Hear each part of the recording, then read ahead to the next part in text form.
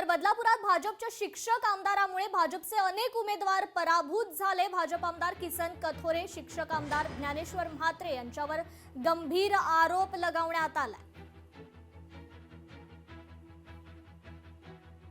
वसई विरार महापालिका किंवा त्या भागातलं हितेंद्र ठाकूर यांच्याकडे जाऊन मी ठाम बसलो होतो। पालघर जिल्हा पूर्ण निवडून काढला होता आणि सगळ्या बाबतीमध्ये भारतीय जनता पार्टीने त्यांना सहकार्य करून आज त्यांनी खरं म्हणजे विधानसभेत सुद्धा विरोधात काम केलं।